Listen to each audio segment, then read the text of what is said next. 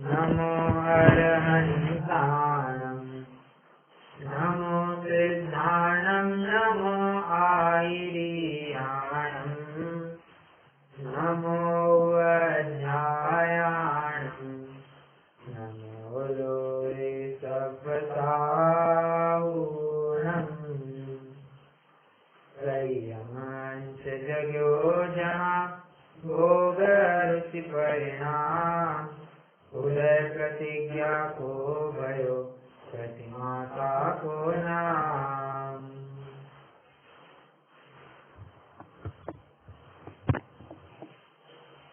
लौकिक मार्ग हो या लोकोत्तर मार्ग हो, जितनी महत्वपूर्ण चीज होती है उतनी ज्यादा सुरक्षा उस वस्तु को दी जाती है। अब विचारिए ना, कोई जवाहरात है या कोई रत्न है, हीरा है, उसको रखना होगा तो कहाँ रखा जाएगा? घर में रखेंगे तो कहाँ रखेंगे? घर के एकदम बीच वाले कमरे में। बीच वाले कमरे में भी वैसे ही नहीं, वो एक अलमारी में भी ऐसे नहीं, अलमारी के लॉकर में भी वो स्टोर का हिस्सा होता है ना, स्टोर कंपार्टमेंट, वहाँ जाकर मतलब एकदम सेफेस्ट जगह पर वो अपनी अत्यंत मूल्यवान वस्तु रखी जाती है।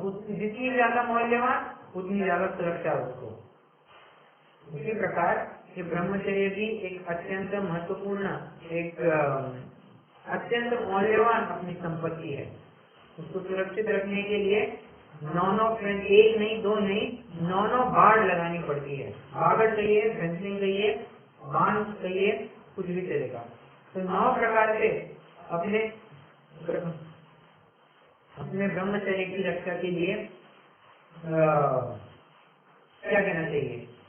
9 प्रकार बताए गए हैं, या फिर सही भी नहीं कह सकते, सर्व 9 बार लगाने पर ब्रह्मचर्य सुरक्षित रहेगा, ऐसी बात आती है। कल हमने पंडित बनारसी दास जी का डिस्कशन था ब्रह्मचर्य प्रतिमा संबंधी, उसके ऊपर चर्चा करना प्रारंभ की थी। एक अंतिम पद को लेकर के मैंने कहा था कि कल चर्चा करेंगे, आज उसी बिंदु को लेकर के आगे बढ़ना है।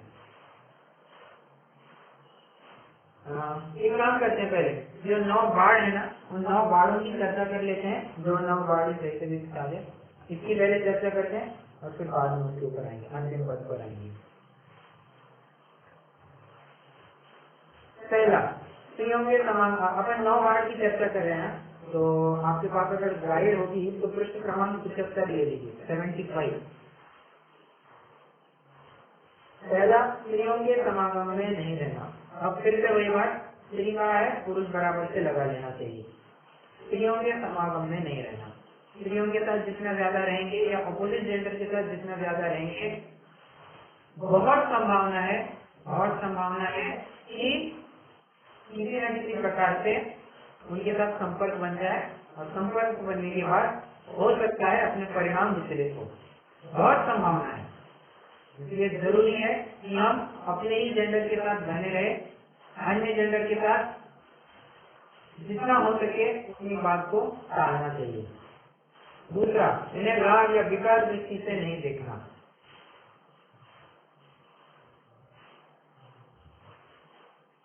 मतलब यानी कि आप राग या विकार दृष्टि से नहीं देखना, इसको आप अन्य प्रकार से भी देख सकते हैं, जैसे कि तन मनोहराम निरीक्षण आता है ना। ब्रह्मचर्य की 5 भावनाओं में एक भावना आती है तन मनोहराम निरीक्षण त्याग। मतलब अपोजिट जेंडर के मनोहर अंगों का निरीक्षण नहीं करना, ये एक ब्रह्मचर्य की भावना है। आप वही बात यहाँ पर भी लगा सकते हैं, ठीक है। तीसरा, उनसे परोक्ष में विकार में संभाषण, पत्राचार आदि नहीं करना। अब एक बात आपको ध्यान रखने लायक है कि जो ब्रह्मचारी होता है वो किसी के साथ भी, चाहे अब सेम जेंडर वाला हो या ऑपोजिट जेंडर वाला हो, किसी भी के साथ पत्राचार करेगा तो एक खुला पत्राचार होगा। मतलब चिट्ठी खुली होगी, बंद लिफाफे में, बंद पोस्ट कार्ड में कभी भी अपना संदेशा नहीं भेजेगा। क्यों? दुनिया से तुम कुछ छिपाना चाहते हो, तभी तुम बंद लिफाफे में देना चाह रहे हो। ऐसा क्यों नहीं करना चाहते कि पूरी कोई भी दुनिया अगर वो पढ़े तो उससे कोई आपत्ति नहीं होगी। ऐसा पत्राचार ब्रह्मचारी को रखना चाहिए। मतलब आज के जमाने की भाषा में कहूँ, he should maintain complete transparency। वो क्या बात कर रहा है, किसके साथ बात कर रहा है, क्या कितनी बात कर रहा है, कंटेंट क्या है, इन सब बातों का अगर कोई थर्ड पार्टी भी पढ़ ले, उन दोनों के अलावा कोई थर्ड पार्टी भी पढ़े, तब भी उसको कोई आपत्ति नहीं होगी। अब आपत्ति की अपेक्षा शील का एसेस कोई गुप्त बात नहीं होगी। ठीक है। पूर्व में भोगे हुए भोगों का स्मरण नहीं करना। अब ये तो बहुत तगड़ी बात है, अगर मैं कहूँगा तो थोड़ी सी दिक्कत हुए बिना रहेगी नहीं, पर सत्य है, सत्य को कहना जरूरी है। पूर्व में भोगे हुए भोगों को स्मरण करना, ये आप सिर्फ विषय कहते हैं इसके साथ मत जोड़िए, इसकी पहुंच बहुत दूर तक है। कैसे? हम कहाँ घूमने गए थे, पॉइंट नंबर 1। हमारी कब एनिवर्सरी हुई थी, हमने एनिवर्सरी कैसे सेलिब्रेट की थी, पॉइंट नंबर 2। हमारे शादी में हमने क्या क्या पहना था, एल्बम, फोटोकॉपी, जितने भी राग रंग को उत्पन्न करने वाले साधन है, हमने हमारी जितनी भी पूर्व की यादें हैं उनको फिर से तरोताजा करने के लिए जितने भी साधन है, उन सभी साधनों का प्रयोग करना, ये ब्रह्मचर्य की 9 बाढ़ में से एक बाढ़ है। मतलब उसका त्याग होना चाहिए। इसीलिए आप पाएंगे कि ब्रह्मचारी के कमरे में एक भी फोटो नहीं मिलेगी, एक भी फोटो नहीं मिलेगी। हाँ, भगवान की फोटो होगी, वो अलग बात है, जिनेंद्र परमात्मा की होगी, या फिर आपने कई बार देखा होगा ना, सिद्ध भगवान की जैसी प्रतिकृति होती है, वो बस एक फोटो कॉपी होती है। शायद वैसी कोई फोटो कॉपी रखी हो तो रखी हो, परंतु उसके अलावा अन्य किसी भी व्यक्ति की फोटो नहीं ही पाई जाएगी। अरे फोटो देख करके भी राग द्वेष होना चालू हो जाते हैं, स्वाभाविक सी बात है। इसीलिए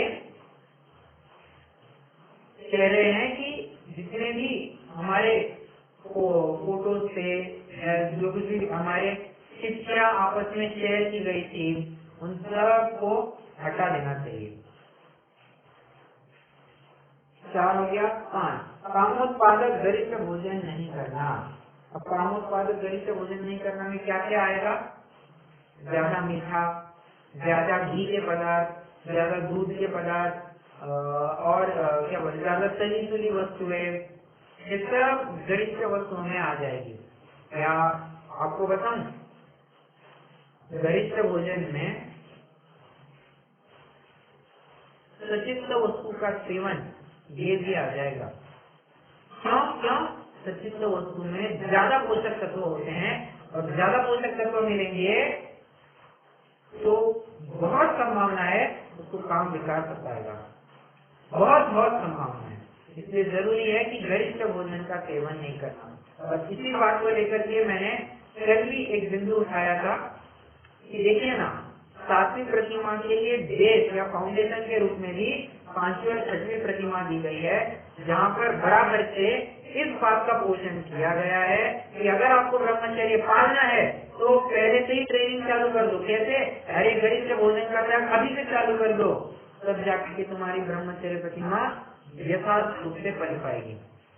जैसे अरे 5वीं प्रतिमा में ही सचित्त त्याग की बात कही थी, और सचित्त त्याग कहकर के ही गरिष्ठ भोजन के त्याग के बारे में उन्होंने एकांत रूप से, मतलब इसी अपेक्षा से बात रख दी थी।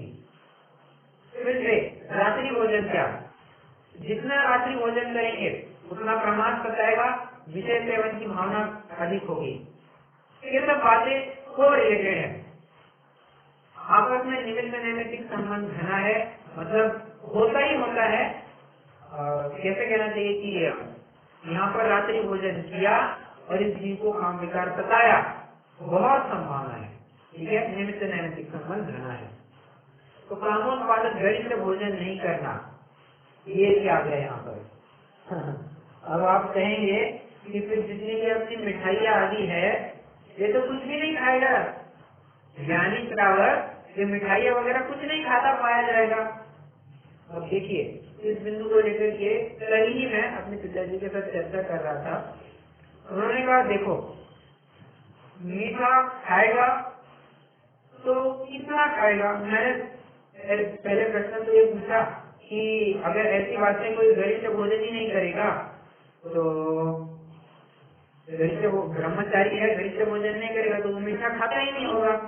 और मैंने सुमन प्रकाश जी से ऐसा सुना हुआ है कि मतलब ये थोड़ा सा स्वास्थ्य की अपेक्षा बात कर रहे थे कि एक सीजन में एक ऋतुकाल में अगर मीठा खाओगे तो तकलीफ होगी और एक ऋतुकाल में अगर मीठा नहीं खाओगे तो तकलीफ होगी। मतलब प्रायः ठंड के दिनों में थोड़ा सा मीठे पदार्थ या थोड़े से मीठे पदार्थ खाए तो बेहतर रहते हैं ताकि शरीर में पोषक तत्व बने रहते हैं। ठीक है, अब सवाल उत्पन्न होता है ब्रह्मचारी ऐसी गरिष्ठ चीजें खाएगा क्या?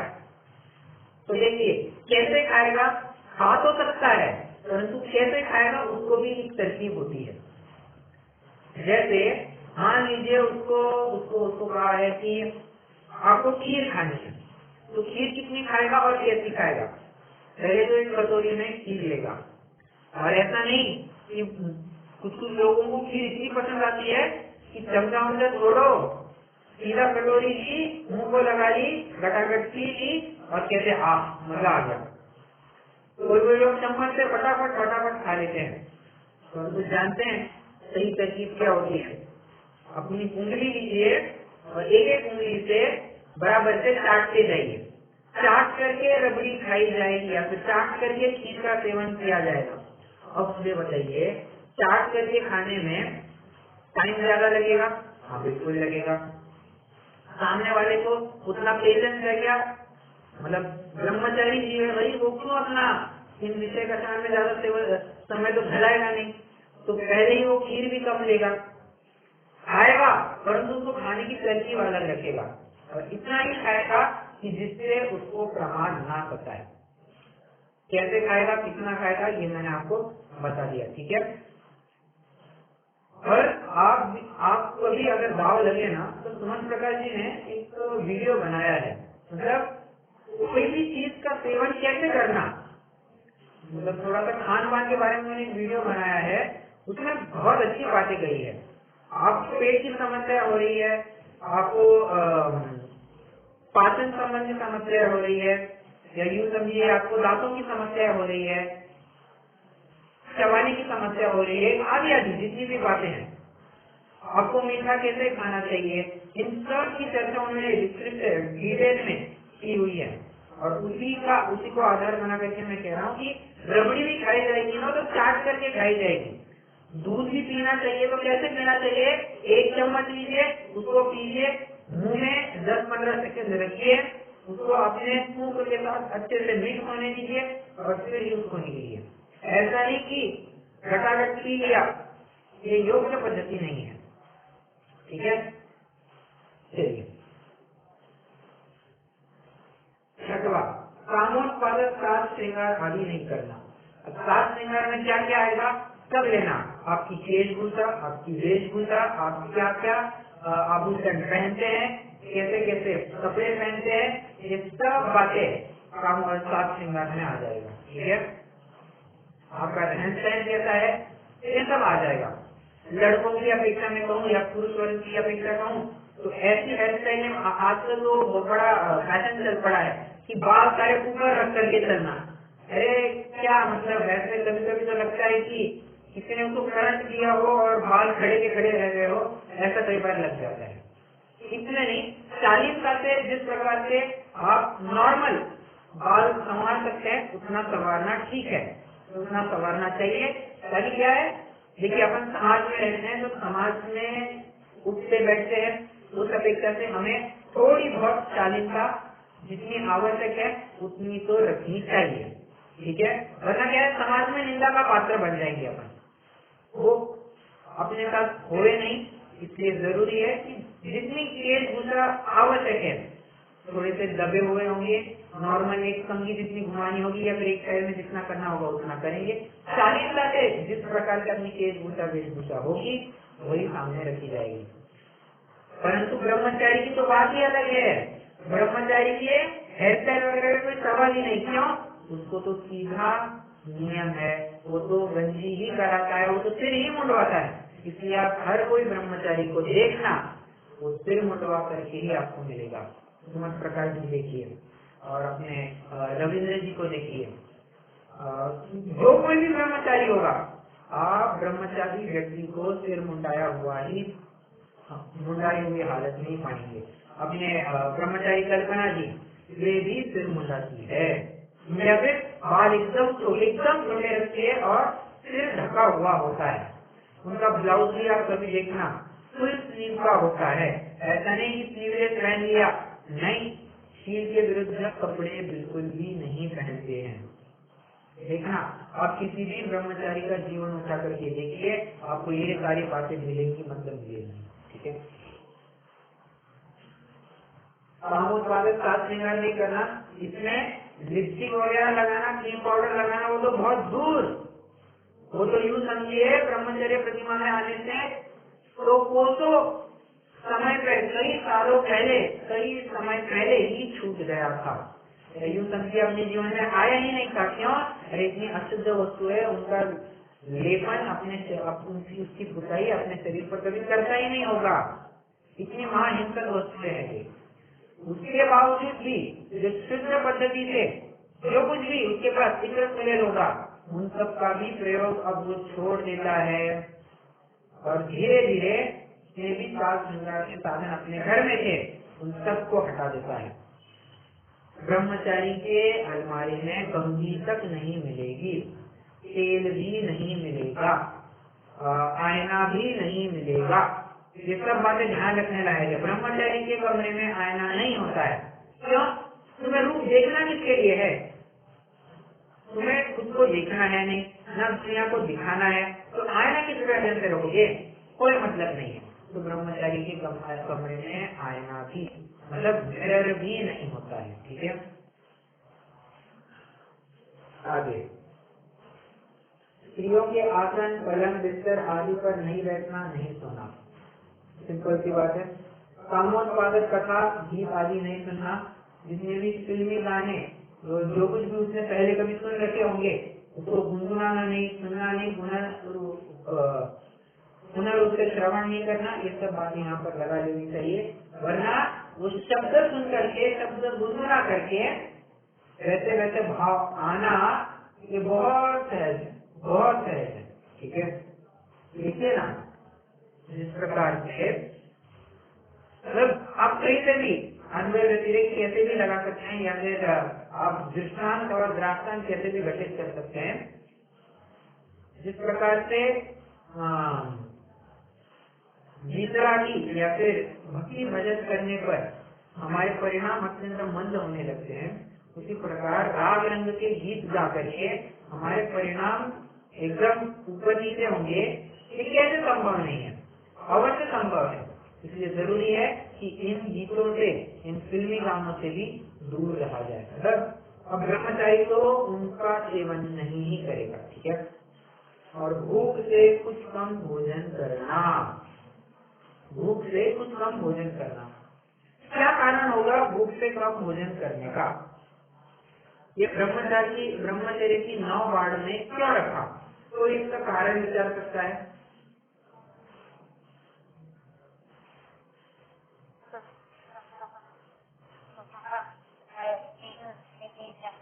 आपकी आवाज नहीं आ रही है।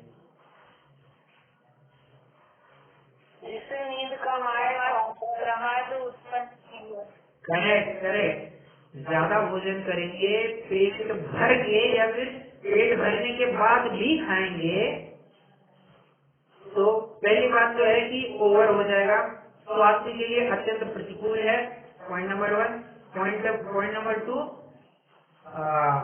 प्रमाद विशेष सताएगा। ज्यादा भोजन करेंगे, ज्यादा प्रमाद सताएगा। इसलिए जितनी भूख है उससे कम खाना। अरे शास्त्रों में तो प्रमाण भी लिख करके आया है। क्या?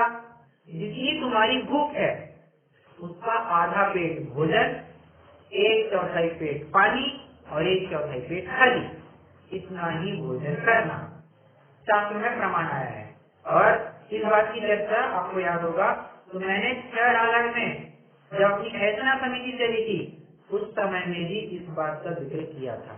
आप रेफर कर सकते हैं, मैंने बताया तो था। तो भूख से कम भोजन करना प्रमाद नहीं सताएगा, और प्रमाद नहीं सताएगा तो बराबर से अपनी संयम साधना कर पाएंगे। ठीक है, वरना उनके संयम में दिक्कत होगी।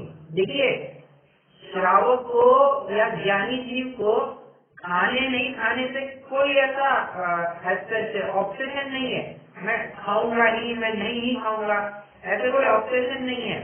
तो जिस प्रकार से उसकी संयम साधना होगी वो उस मार्ग को अपनाएगा। अगर उसको लगता है अपन खा करके संयम साधेंगे, वो खा करके ही सही संयम साधेगा। उसको लगता है अपन उपवास करके अपना संयम आराम से होगा, उपवास करके संयम साधेगा। ज्ञानी को खाने नहीं खाने से कोई मतलब नहीं है, उसको अपना मुख्य प्रयोजन तो संयम साधने से। संयम जिस प्रकार साधता जाने उस मार्ग को अपनाता है। कितने जन यहाँ तक की बात को फॉलो कर रहे हैं? अब सारा का सारा विषय समझ में आया? जी भैया जी। ओके, कोई प्रश्न है?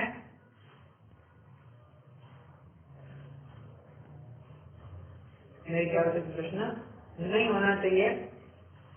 चलिए, जो अब एक बार छंद फिर से पढ़ते हैं अपन बनारसीदास जी का। जो नव बाड़ी सहित विदिताज निज दिन ब्रह्मचर्य आराज, तो सप्तम प्रतिमा रह जाता शील शिरोमणि जग विख्याता। देखिए कैसे विशेषण के साथ इसको संबोधा जा रहा है। शील शिरोमणि, शील का शिरोमणि है ये। मतलब अगर ब्रह्मचर्य निराबाध रूप से किसी का पालन करता हुआ देखना हो, मुनिराज के बाद अगर किसी का देखना हो तो इस ब्रह्मचारी जीव का देखा जा सकता है। तो ब्रह्मचर्य बराबर से 9 कोटि से पाल रहा है। कैसे? मान वचन काय सुरक्षारिता अनुमोदन, 3 गुना 3 9 कोटि से ब्रह्मचर्य का बराबर पालन करता है। उसके जीवन में अब ब्रह्मचर्य की इतनी महिमा बढ़ गई है, वो ब्रह्मचर्य को इस लेवल तक देखता है, मतलब उसके जीवन में या उसकी दृष्टि में जो ब्रह्मचर्य से पतित जीव है वो कोई मायने नहीं रखता है। एक लोगों की भी आती है या फिर एक सूफी प्रचलित है।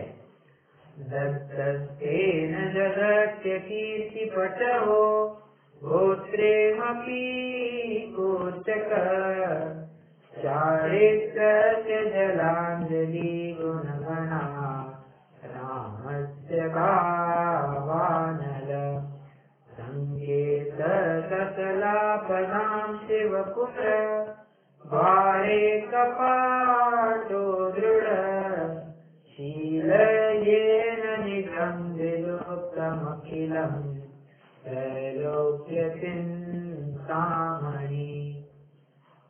क्या कह रहे हैं?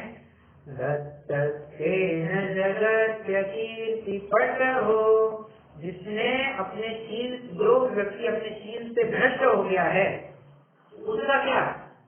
दत्तेन जगत्य कीर्ति पटहो, मानो उसने सारे नगर में अपने अपकीर्ति का नगाड़ा बजाया है। गोत्रेमपि कोचक, और गोत्र के ऊपर कलंक को कालिमा पोती है, कलंक लगा दिया है। चारित्रस्य जलांजलि गुणगणा रामस्य लावानल।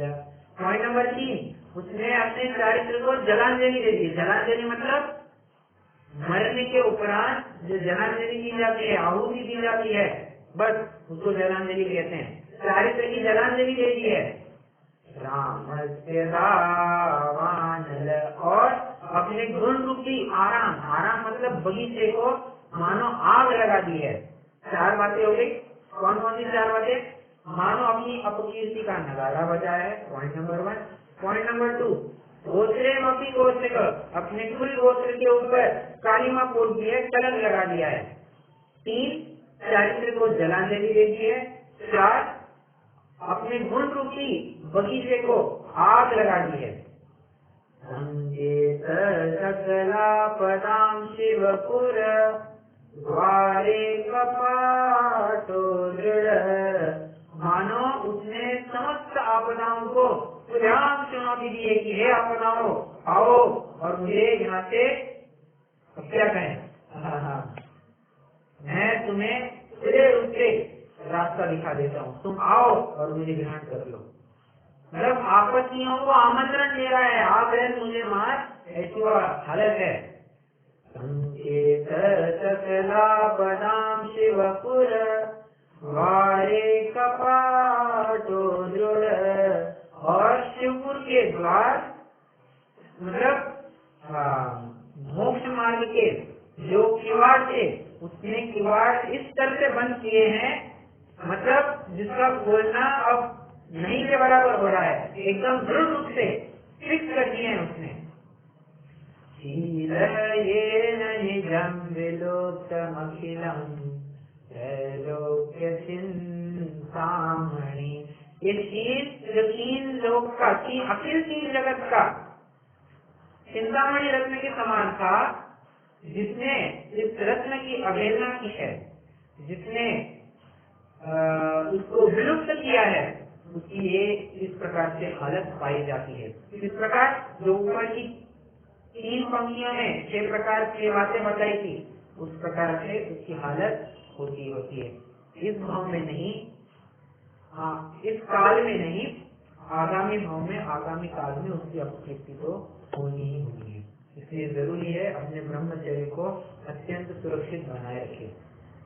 और देखिए ना, ये गृहस्थ धर्म भी किस प्रकार पलता है। गृहस्थ धर्म का भी ये ब्रह्मचर्य आश्रम हुआ करता है। आप जानते हैं ना, भारतीय संस्कृति कहिए या जैन संस्कृति कहिए, 4 आश्रमों को मानती है। ब्रह्मचारी गृहस्थानां वानप्रस्थोत भिक्षुक इत्याश्रमास्तु जैनानां उत्तरोत्तर सिद्धिता। क्या कहा? इत्याश्रमास्तु जैनानां, जैनियों के 4 आश्रम है। कौन कौन से? ब्रह्मचारी गृहस्थानां, ब्रह्मचर्य आश्रम, गृहस्थाश्रम, वानप्रस्थोत भिक्षुक, वानप्रस्थाश्रम, और भिक्षु का मतलब संन्यासाश्रम। ठीक है। तो इत्याश्रमास्तु जैनानां उत्तरोत्तर सिद्धि, और इनका क्रम कैसे जानना? उत्तरोत्तर इसकी सिद्धि बढ़ती जाती है। मतलब ब्रह्मचर्य आश्रम से विशेष सिद्धि, विशेष विशुद्धि ये गृहस्थाश्रम में होती है। मतलब विचारना चाहिए कितनी जिम्मेदारी वाला काम है और कितना मतलब महत्वपूर्ण पद है ये गृहस्थाश्रम। अगर हमने इस गृहस्थाश्रम को ही थोड़ा सा आगे पीछे करने की कोशिश की, मान के चलिए इस जीवन में समस्या आए बिना रहती नहीं है। अगर ब्रह्मचर्य आश्रम को टाल करके हम गृहस्थाश्रम में ही सीधा गृहस्थाश्रम में प्रवेश करने देख रहे हैं, तो वो योग्य नहीं होगा। जरूरी है कि ब्रह्मचर्य पूर्वक, ब्रह्मचर्याश्रम पूर्वक गृहस्थाश्रम में कदम रखे, और इस प्रकार से रखे गए कदम हमेशा से, मतलब क्या कहना चाहिए, वो कभी भी गाफिल रूप से कोई कार्य करेगा ही नहीं। क्यों? अरे ब्रह्मचर्याश्रम मतलब पता है, पुत्र हो, अपनी पुत्री हो, राजघराने को हो या चपरासी का हो, हर व्यक्ति को या हर बच्चे बच्ची को जंगल भेज दिया जाता था गुरुकुल में पढ़ने के लिए। हॉस्टल नहीं कह रहा हूँ मैं, हॉस्टल तो आज बड़ी कृत्रिमता हो गई है, गुरुकुल का एकदम आर्टिफिशियल फॉर्म हो गया है। गुरुकुल वास्तव में एक बहुत अलग और टोटली क्या कहना चाहिए, नॉलेज कंसेप्ट रहेगा, जहाँ पर बच्चे अपने माता पिता से दूर अति दूर, मैं राजा का बेटा हूँ, मैं चपरासी का बेटा हूँ, इस मान्यता को भूल हर प्रकार से विद्या शिक्षा ग्रहण करने के लिए गुरु के समीप जाकर के समर्पित हो जाता है। और इस तरह से समर्पित हो जाता है कि अगले 20 साल तक, जब तक वो विवाह योग्य नहीं हो जाता, मोटा माटी मान के चलिए 100 वर्ष की अगर आयु होगी तो 4 से 5 साल का होते ही अपने बच्चे या बच्ची को गुरुकुल में पढ़ने के लिए भेज दिया जाता था, और मोटा माटी 25 साल की उम्र तक उसको यथार्थ रूप से लौकिक तथा लोकोत्तर समस्त विद्याओं का ज्ञान कराया जाता था। ये हर एक के लिए मतलब यूँ समझे कंपल्सरी जो आज की एजुकेशन सिस्टम है ना, वो तो मतलब बहुत ही अलग है। वहाँ पर तो सिर्फ पढ़ने के लिए और पढ़ने के नाम पर भी आर्थिक विद्या ही बताई जाती है। जीवन जीने की जो विद्या होती है या इससे भी बड़े कुछ और ज्ञान होता है, इसका नॉलेज आज विद्यालयों में नहीं दिया जाता। ये एक्चुअल में विद्यालय भी नहीं कहा जा सकता है। विद्यालय कहने की अपेक्षा ये क्या कहना चाहिए, कोई पर्टिकुलर वर्ड नहीं मिल रहा मुझे।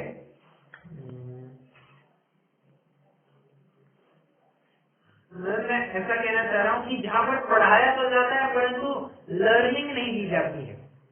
आजकल के विद्यालय क्या कहा, गुरुकुल नहीं गुरुकुल की बात नहीं, गुरुकुल नहीं कह रहा हूँ मैं तो ये कह रहा हूँ कि आजकल के विद्यालय तो ऐसे हैं कि जहाँ पर पढ़ाया तो जाता है परंतु लर्निंग नहीं दी जाती है। सिर्फ पैसा पैसा पैसा इसके पीछे की विद्या बताई जाती है। इससे परे भी और कुछ ज्ञान होता है, इसका ज्ञान या इसका क्या कहना चाहिए, इसकी मालूमात बच्चों को दी ही नहीं जाती है। तो आज की एजुकेशन सिस्टम और पहले की जो गुरुकुल पद्धति थी अत्यंत अलग थी। वहाँ पर हर प्रकार से परिचय सहन करने का अभ्यास कराया जाता था। सिर मुंडा करके, लड़का हो लड़की हो, सिर मुंडा करके साज श्रृंगार के सभी साधनों को छोड़ करके जंगल में रह करके, ऐसा नहीं कि मैं राजा की लड़की हूँ, मैं राजा का लड़का हूँ तो मेरे लिए अलग ट्रीटमेंट ना, चपरासी के लड़के हो राजा के लड़के हो, नीचे जमीन पर पथरीली जमीन हो कैसी भी जमीन हो वहाँ पर बैठकर अपनी गुरु की सेवा करके ज्ञानार्जन किया जाता था।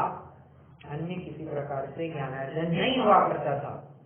और विशेष बात ऐसी है कि तब जो गुरुकुल परंपरा चलती थी, ये आज के शिक्षा प्रणाली से असंख्यात नहीं कहते परंतु लाखों गुना बेहतर थी। वहाँ पर हर प्रकार से विद्या सिखाई जाती थी जो आज संभव नहीं हो नहीं पा रहा है, संभव नहीं हो नहीं पा रहा, कर नहीं रहे। ठीक है, तो वहाँ पर डिस्ट्रैक्शन के कोई साधन नहीं रहा करते थे। माँ बाप से अत्यंत दूर रहना है। ऐसा नहीं कि आज जैसे हॉस्टल में रहते हैं तो 10 दिन हो गए कि बेटा तुम घर रहने आ जाओ थोड़े दिन और फिर पुनः चले जाना, ऐसा नहीं। 20 साल अथक रूप से गुरु के ही चरणों में रह करके ज्ञानार्जन किया जाता था और ब्रह्मचर्य से ही रहना होता था। तो उस दौरान वो जो कुछ भी शिक्षाएं ग्रहण करता था बराबर से उसको क्या सही क्या गलत, क्या विवेक का कार्य होगा क्या अविवेक का कार्य होगा, इन सब बातों का विशेष रूप से ज्ञान हुआ करता था। और जब भी वो गृहस्थ आश्रम में प्रवेश करता था उसके हर एक रखे गए कदम वो फूक फूक करके रखता था। परिणामों में अत्यंत निर्मलता या फिर वो होता है ना संसार शरीर भोगों से भय, वैसे वाले परिणाम हुए बिना नहीं ही रहते थे, होते ही थे। ठीक है, आज हो क्या गया है, ब्रह्मचर्य आश्रम हट गया एक तरफ, रह गया एक तरफ और तुरंत आ गया है गृहस्थ आश्रम। तो इसीलिए तो आज की शादियां क्यों टूटती हुई दिखाई देती है। लोगों को ब्रह्मचर्य का बचपन में ब्रह्मचर्य का ज्ञान ही नहीं है। बचपन में ही ब्रह्मचर्य आश्रम के दौरान ही वे गृहस्थ आश्रम को लेकर के आना चाह रहे हैं, जो उनके लिए अत्यंत खतरनाक साबित हो रहा है। ये करना योग्य नहीं रहा है। ठीक है, चलिए अपन तो कहाँ से कहाँ पहुँच गए थे। पर कहने की बात मेरी इतनी है कि ब्रह्मचारी जीव बराबर से अब शील का पालन करता है। हाँ, मैं तो टॉपिक तो अपने यहाँ से निकला था, 4 आश्रमों की चर्चा चल रही थी। तो 4 आश्रम में पहले ब्रह्मचर्य आश्रम, बाद में गृहस्थ आश्रम, बाद में संन्यास आश्रम और फिर वानप्रस्थ आश्रम, बाद में संन्यास आश्रम। और उत्तर शुद्धि यहाँ पर पाई जाती है। ठीक है,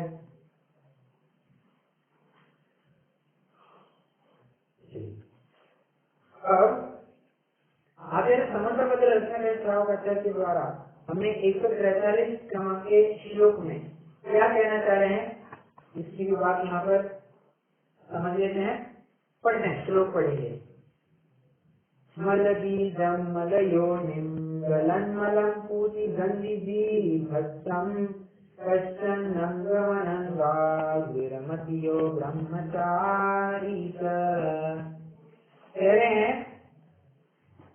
अपने से जो अपोजिट जेंडर का है, पति हो पत्नी हो, यहाँ पर सिर्फ पति पत्नी की बात लेना, पति हो तो पति, पत्नी हो तो पति, अपने साथीदार का शरीर कैसे विचारना।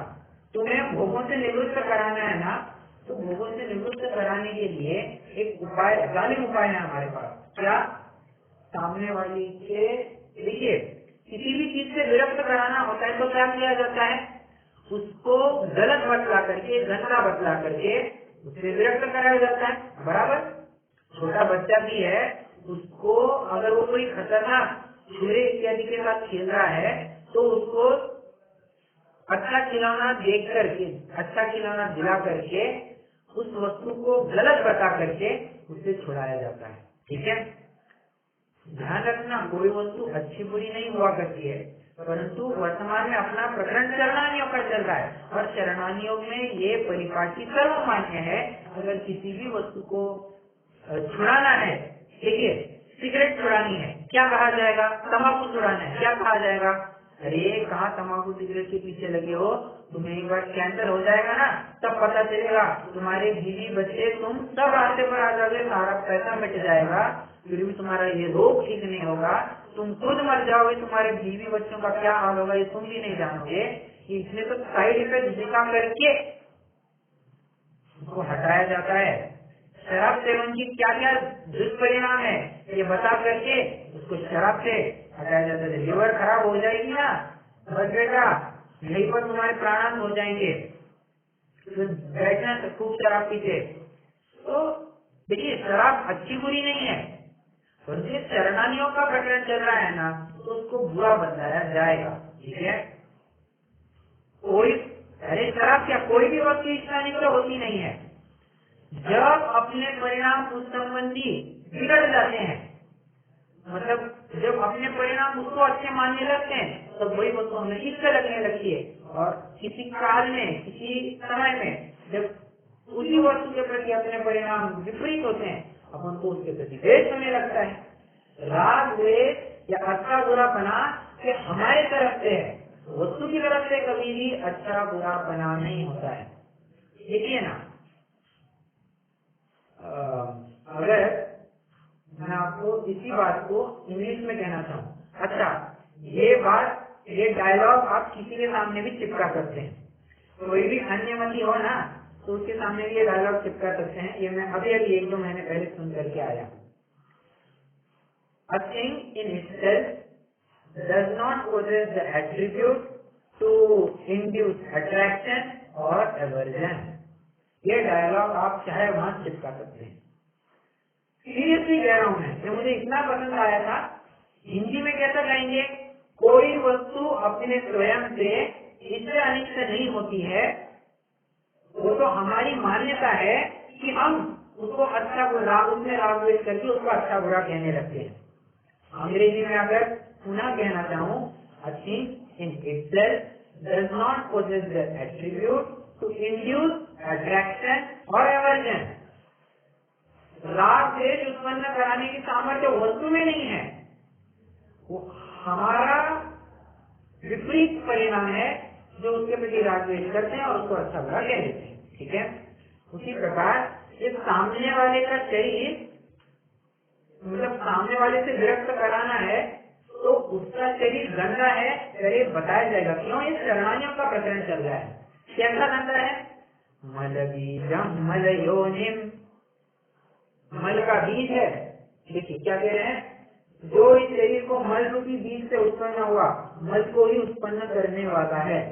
उत्पन्न कैसे हुआ है? गंदी वस्तु से हुआ है। और ये उत्पन्न क्या करेगा? गंदी वस्तु उत्पन्न करेगा। देखिए देखिए कैसे उत्पन्न हुआ है। मात पिता रज वीरज मिलकर बनी देह तेरी, मांसहार न चलहु राज की प्रगट व्याधि घेरी। क्या कह रहे हैं? तो तेरा शरीर बना कैसा है? किसी का भी शरीर कैसे बना है? माता का रज और पिता का वीर्य, कितनी घिनौनी चीजें हैं। इन चीजों से तो मेरी देह बनी है। तू काहे को अपने शरीर में इतना एकत्र करता है? ठीक है, हालांकि वहाँ पर अशुद्धि भावना का प्रकरण चल रहा है, परंतु कहने का तात्पर्य मेरा इतना ही है कि किसी गंदी वस्तु से, मल बीजम, गंदी वस्तुओं से उत्पन्न हुआ है, और मल योनिम मतलब ये उत्पन्न भी मल ही से हुआ है और उत्पन्न भी मल ही करेगा। सीधी सी बात है। कैसे कहूँ मैं अभी,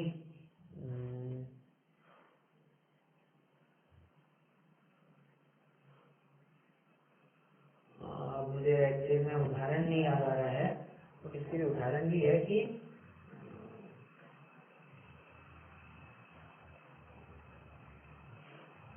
चलिए ठीक है, उदाहरण जब याद आएगा तो मैं जरूर बताऊंगा आपको। परंतु कहने का जो मेरा निष्कर्ष है आप सभी समझ गए होंगे कि मल से उत्पन्न हुआ है और मल को ही पैदा करेगा।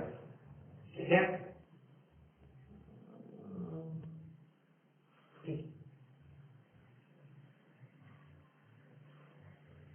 फूल उदाहरण देना चाहूं तो ये आम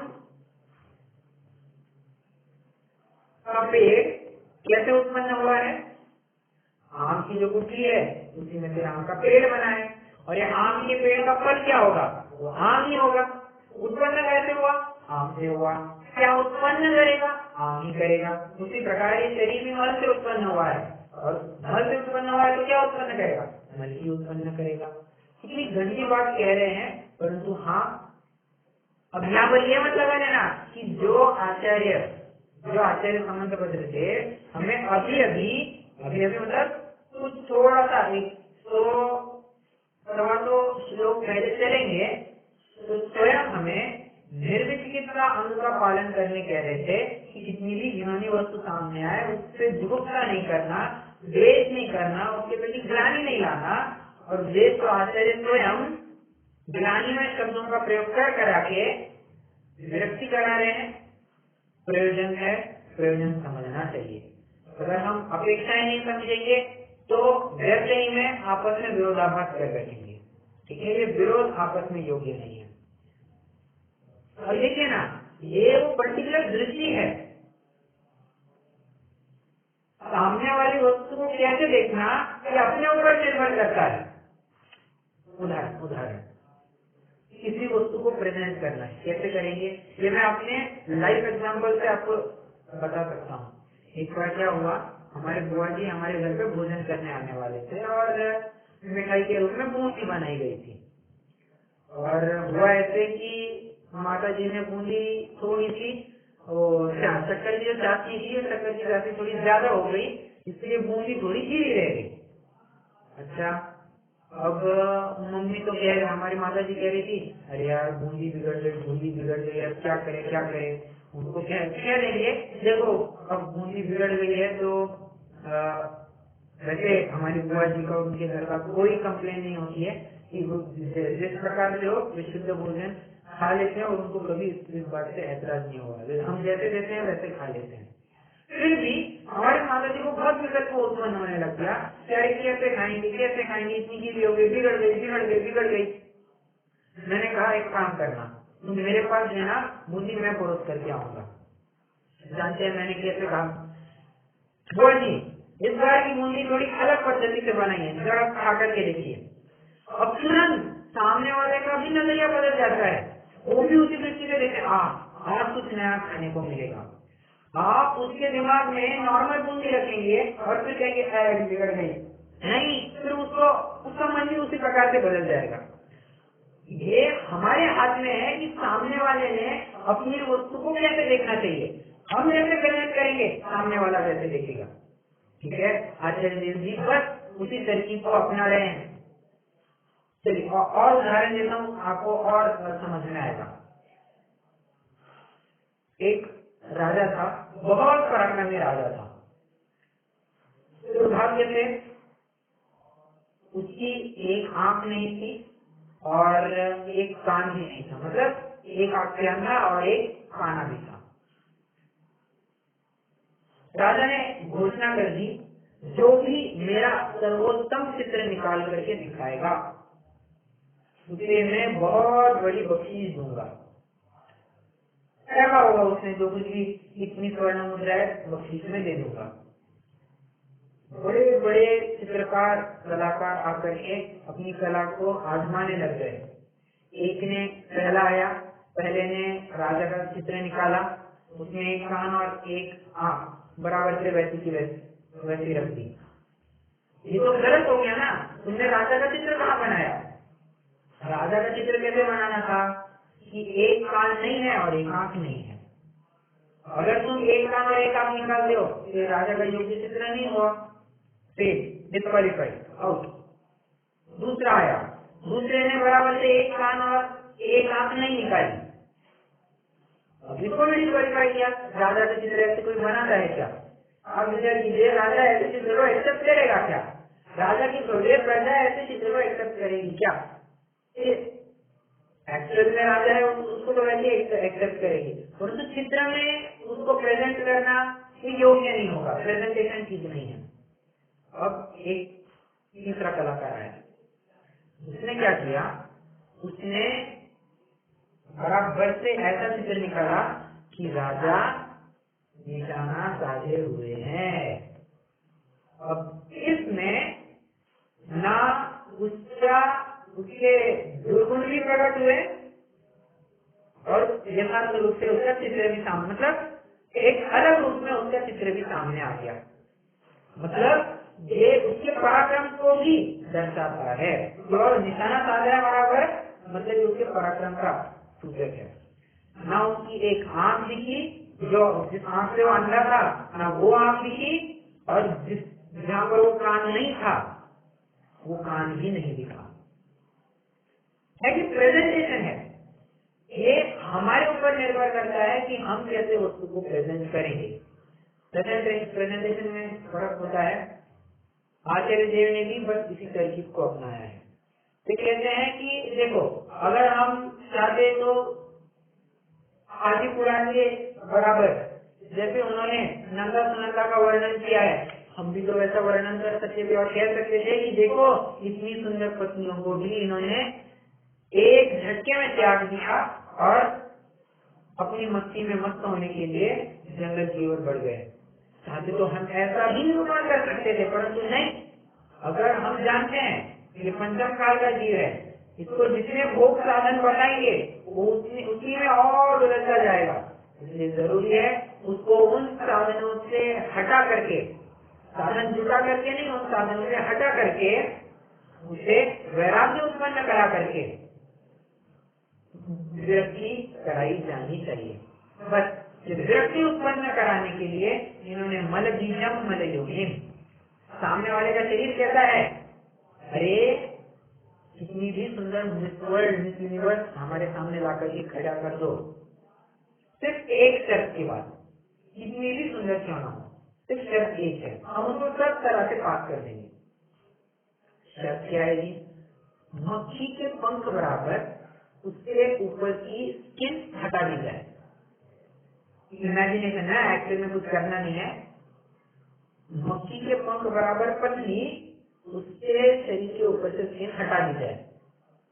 अब मुझे बताइए, क्या आप उस मिस वर्ल्ड मिस यूनिवर्स को देखना पसंद करेंगे?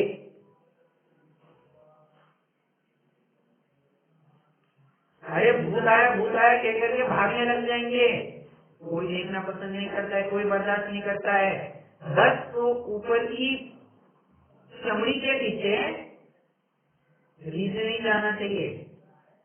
चमड़ी के पीछे रीझ गए तो गया, खेल खलास है। चमड़ी के पीछे कभी भी नहीं भागना। और अंत तो है क्या, काली हो गोरी हो, अंत में तो राख ही होने वाली है। अंत में तो राख ही होने वाला है उसका, लड़का हो लड़की हो, सबका अंत तो यही है। तो क्या इस देह में प्रीति करना? अगर प्रीति करनी हो तो गुणों से प्रीति करो। सत्वेषु मैत्री गुणेषु प्रमोदम, गुणों में प्रमोद करो। चमड़ी से क्या मतलब है? ठीक है, सुंदरता रूप से नहीं गुणों से आती है। ये बात भी आप चाहे तो इस छंद में से निकाल सकते हैं। अब देखिए, ये मेरी तरकीब है कि मैं इस छंद में से आपको क्या प्रेजेंट करवाना चाहता हूँ। ये हरेक वक्ता की अपनी अपनी अलग शैली होती है। एक छंद को लेकर के कोई वक्ता किसी अपेक्षा से अर्थ करेगा, किसी अपेक्षा से कोई अन्य अर्थ करेगा। ये अपने ऊपर निर्भर करता है कि हम वस्तु को कैसे देखते हैं। ठीक है, चलिए। मलवीरम मलयोहिम गलन्मलम पूतिगंधि भस्म, गंध से निकलने वाला है और पूतिगंधि दुर्गंध से युक्त है। बीभत्स है, बीभत्स मतलब अत्यंत डरावना या फिर अत्यंत क्या कहना चाहिए, घृणास्पद, ऐसा उसका रूप है। कश्चन्नंगमनंगा विरमतियो ब्रह्मचारी, सामने वाले के अंगों अंगों को देख करके उसको यही परिणाम आता है कि यार ये तो सब मार में ये चमड़ी है, चमड़ी के ऊपर क्या लिखना। ठीक है, ये तो दोष उत्पन्न करने वाला है। इसमें से इसको कितना भी अच्छा खाद पानी तेल डालो, इससे आउटपुट तो एक ही निकलने वाला है। देखिए ना, हाँ, शरीर एक ऐसी मशीन है जहाँ पर कितने से अच्छे से अच्छा इनपुट डालिए और खराब से खराब इनपुट डालिए, दोनों का आउटपुट एक ही निकलने वाला है। क्या ये आप भी जानते हैं, ये मैं भी जानता हूँ, हम उसको नहीं कहेंगे, परंतु सत्य बात है, विचारणीय बात है कि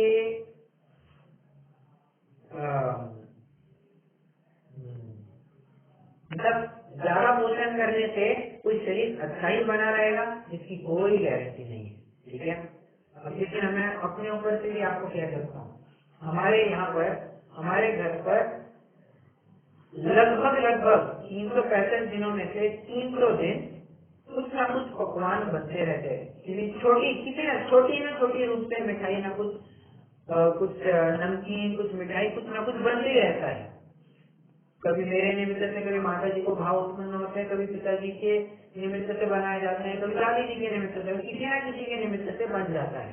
ठीक है, अब इतनी सब पकवान बनते हैं और शुद्ध पद्धति से बनते हैं, ये बात दूसरी है। इतना सब होने के बाद भी मुझे लोग कहते हैं कि यार तुम तो दुबले के दुबले ही हो। अरे तुम इनपुट कैसा भी डालो, आउटपुट एक ही निकलने वाला है और योग्यता होगी तभी ये शरीर बढ़ना है। योग्यता नहीं होगी तो कितना भी अच्छा खाद पानी डालो, वो नहीं का नहीं ही बढ़ेगा। ठीक है,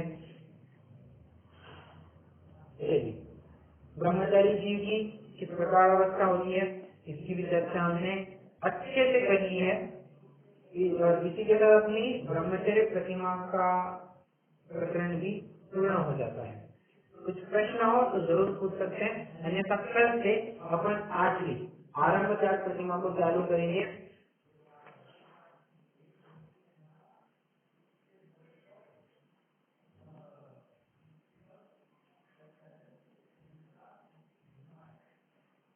है कोई प्रश्न?